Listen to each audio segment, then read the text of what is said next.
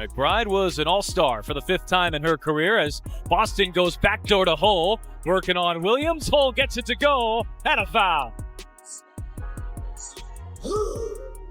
Career high for you tonight. How'd that first half feel, especially with 18 and just 20 minutes of play? I mean, it obviously feels good, I think. For me, just playing with confidence. We're missing people, so everyone's got to do a little bit extra, be a little bit more aggressive offensively. So that was my mindset going in, and obviously it feels good to see the ball go through the net. Lexie Hull had the game of her life. The Fever had momentum, and then it all came crashing down. Not only did Indiana give up a massive third-quarter run, they also lost 2 more key players, Bibby and Odyssey Sims, adding to an already brutal list that includes Caitlin Clark, Sophie Cunningham, Sydney Colson, and Aari McDonald.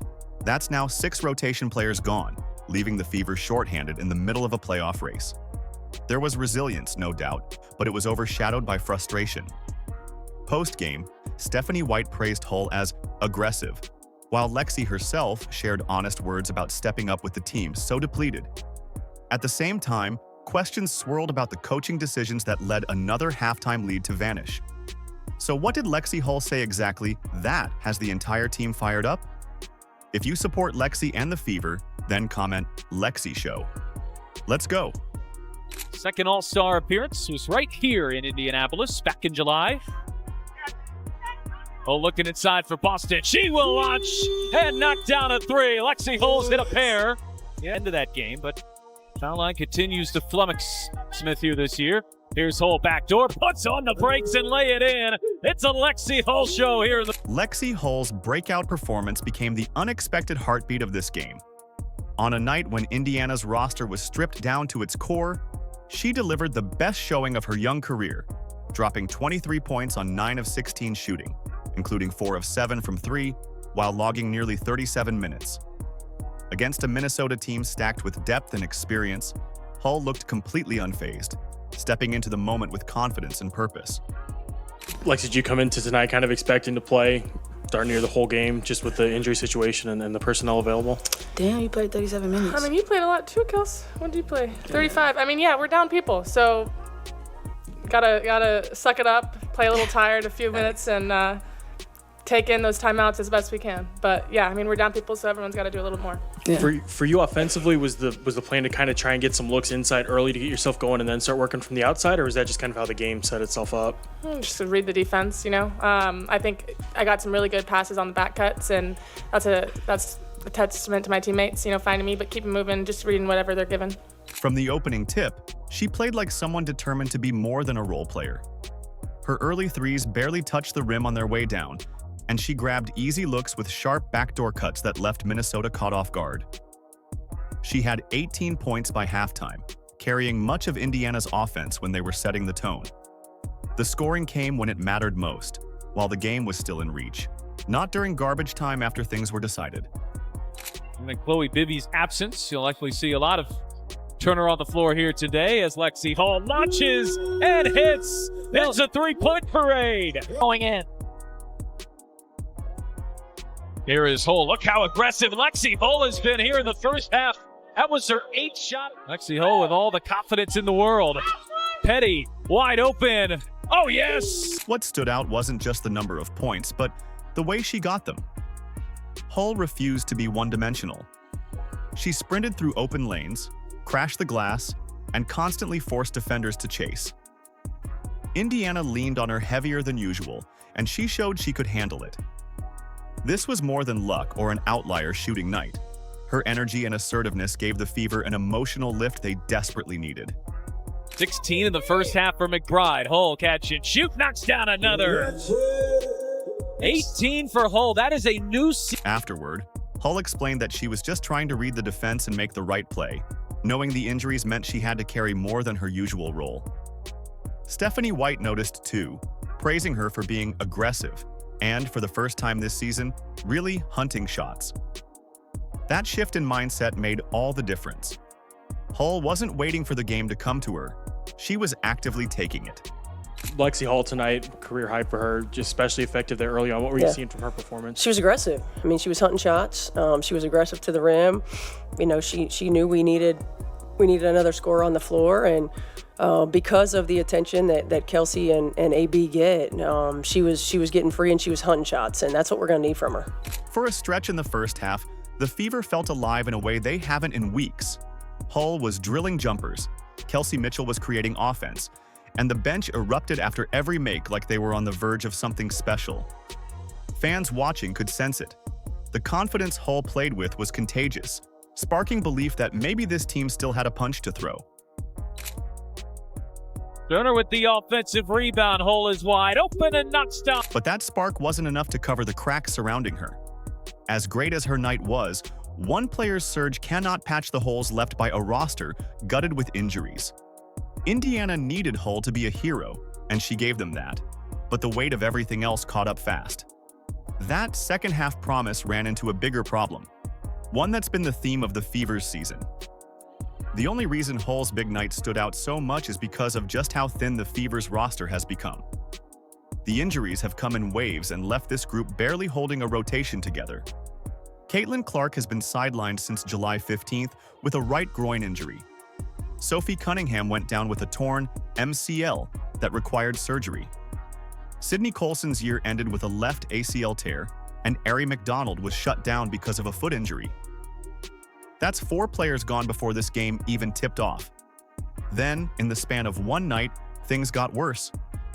Chloe Bibby felt soreness in her left knee during warm-ups and was held out as a precaution, while Odyssey Sims exited in the fourth quarter and never returned, awaiting further evaluation. Just obviously Chloe Bibby, a late addition to the injury report. Just when did that injury happen, or do you know the severity at this point? Felt something during pregame, and so holding her out as a precaution. We don't know anything, so hopefully we'll get some more information tomorrow when she can be seen. Had she been dealing with any soreness or anything like that in previous days, the week leading up to tonight? Yeah, I think everybody's dealing with soreness at this point in the year. But yeah, I had been dealing with a little bit of knee soreness, and again, just want to make sure that we're cautious and figure out what's going on before she gets out there. That sequence left Hull as the only regular wing left standing and forced the Fever to cobble together lineups on the fly. Bibby's absence meant they lost one of the few forwards who could give them balance, and Sims going out took away the only veteran point guard they had available. Indiana had to hand heavy minutes to young guards and recent hardship signees. When Sims called for a sub late, Shea Petty had to come in and essentially run the offense despite having only just joined on a 7-day hardship contract. Bibby herself was only signed earlier this month, another reminder of how thin this bench is right now. What do you know about Odyssey after, I think she left the game and didn't return? Is she injured? What's up with that? Yeah, no, we don't know anything yet. She's going to get evaluated tomorrow, so we'll see.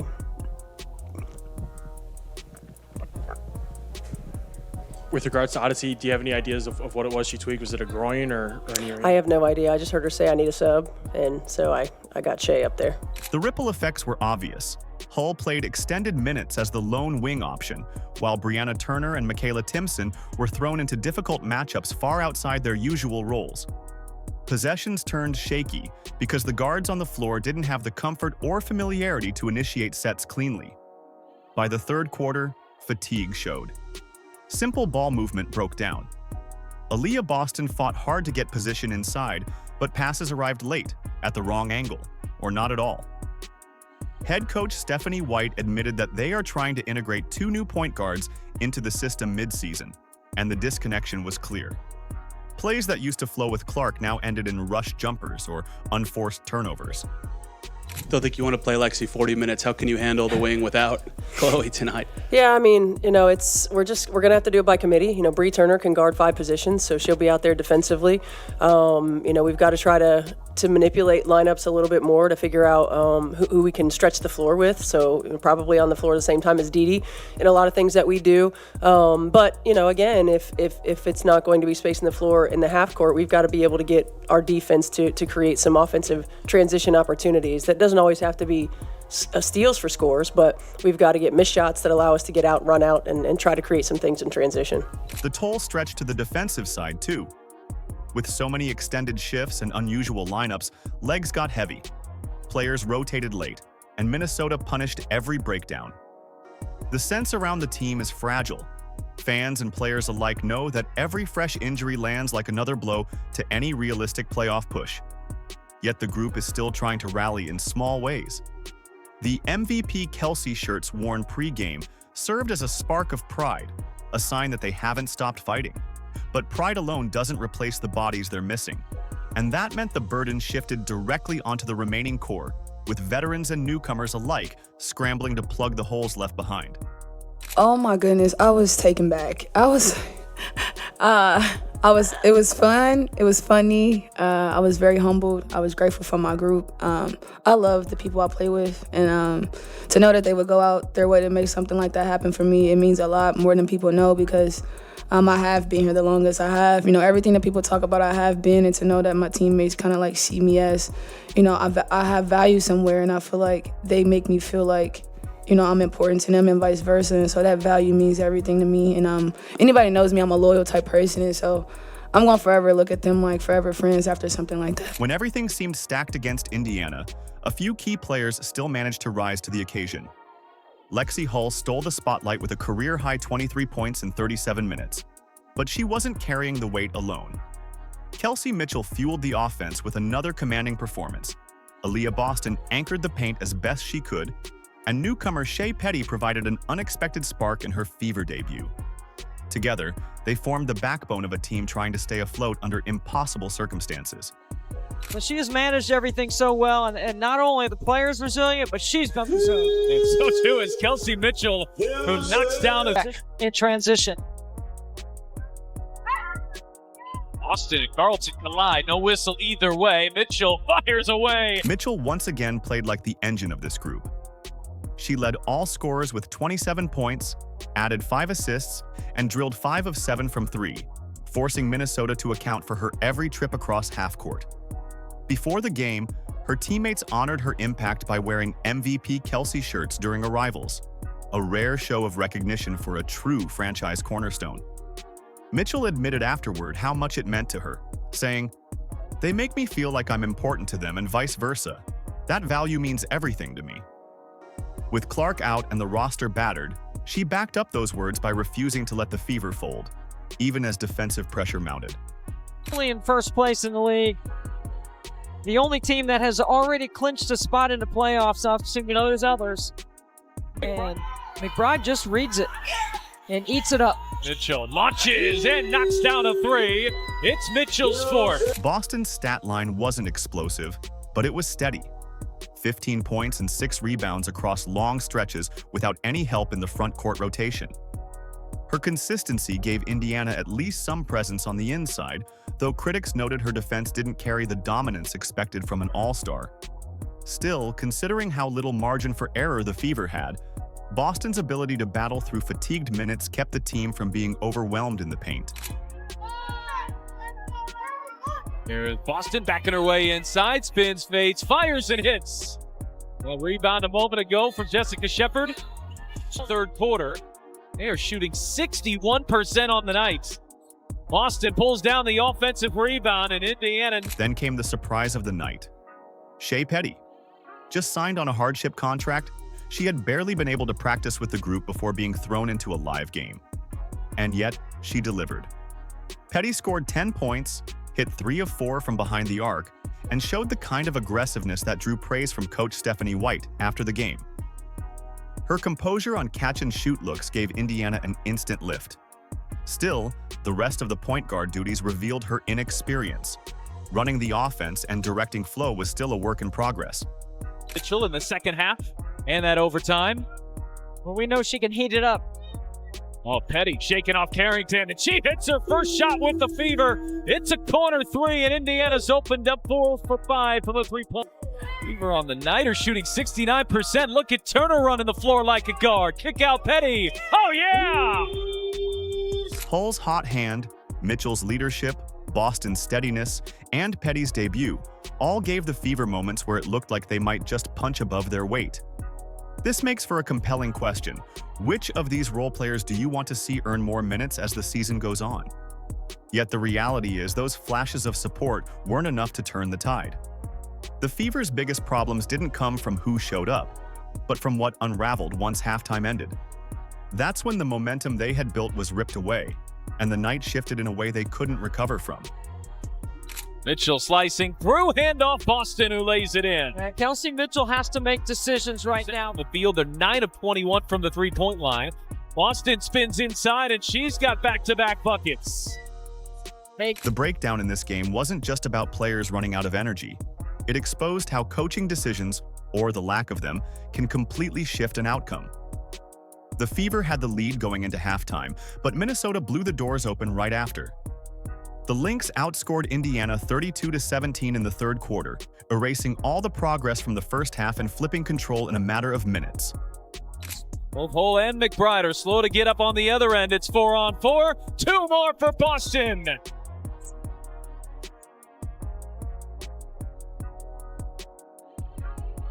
Eddie looking inside, finds Hull. Boston, deep position, 2 more! What Minnesota did was simple but effective. They spread the floor, attacked straight-line drives, and hit the offensive glass with purpose. Indiana, on the other hand, struggled to respond. Their defensive rotations were late, box-outs disappeared, and Aaliyah Boston was left stranded under the rim against multiple bodies. Possession after possession, the Lynx got second chances and rhythm jumpers that broke Indiana apart. The lack of adjustments on Indiana's side sticks out. Coverages stayed the same, pressure was light, and Minnesota took full advantage. That's where the conversation shifts back to the sideline. Fans and analysts pointed quickly at head coach Stephanie White. Once again, Indiana had a strong first half only to collapse after halftime without visible changes in their game plan. This hasn't been a one-off. It's a pattern this season, where early momentum evaporates when opponents adjust and Indiana doesn't counter. The lulls that you obviously mentioned just now and how you guys want to make those lulls obviously not Shorter. as bad. Just what can the team do on the floor? What can you guys as a coaching staff do in the moment to kind of break those up? Yeah, I mean, some of it's timeouts. Some of it's substitution matchups, although we don't have a lot of those. And some of it's just attention to detail. I mean, championship teams, their attention to detail throughout the course of 40 minutes is there for the most part. And we're learning how to do that. White herself, though, didn't shy away when asked afterward. She admitted there were moments where we had some breakdowns in personnel D and cited turnovers as a turning point. She also pointed out that Indiana is working in new point guards who've practiced with the team only a handful of times, meaning the offense and defensive communication aren't as sharp as they need to be. That explanation adds context. It isn't purely about sluggish decision-making in the huddle. There's also a roster survival element, with players learning roles on the fly. Still, for fans, the patience is wearing thin. They see Boston stuck with 2 defenders at the rim, closeouts consistently a step late, and opponents dictating games in the third quarter while adjustments never seem to come. Injuries make everything harder, yes, but the frustration builds when the same flaws repeat game after game.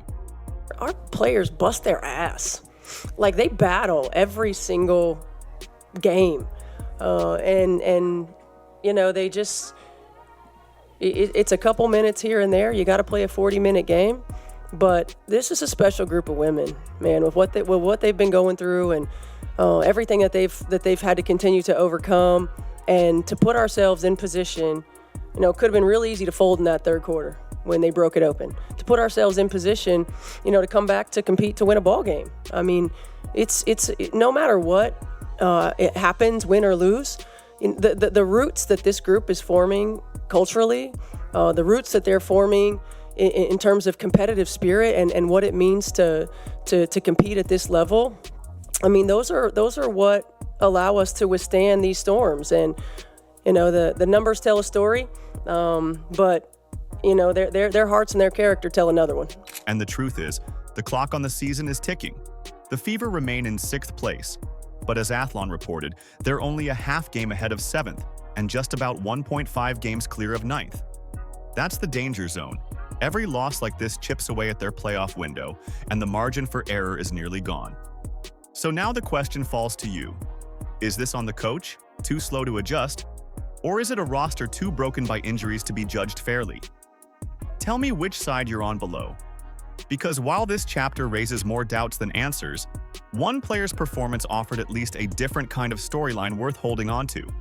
No matter what it happens, win or lose, the roots that this group is forming culturally, the roots that they're forming in terms of competitive spirit and what it means to compete at this level, I mean, those are what allow us to withstand these storms. And the numbers tell a story, but their hearts and their character tell another one. Lexie Hull's career night didn't just fill a box score. It showed what a deeper version of this roster could look like. Fans finally saw her step into the spotlight, and alongside Kelsey Mitchell's 27 points and Aaliyah Boston's steady 15 and 6, there were flashes of a foundation worth believing in. Still, the urgency is real. The Fever face Minnesota again on Sunday, and dropping back-to-back games could erase their narrow playoff cushion. Lexie gave us reason to believe. They still have to prove they can finish. If you support Lexie and the Fever, then comment Lexie Show. Like, subscribe, and turn on all notifications so you never miss out. Click the video on the screen, and we will see you in the next one.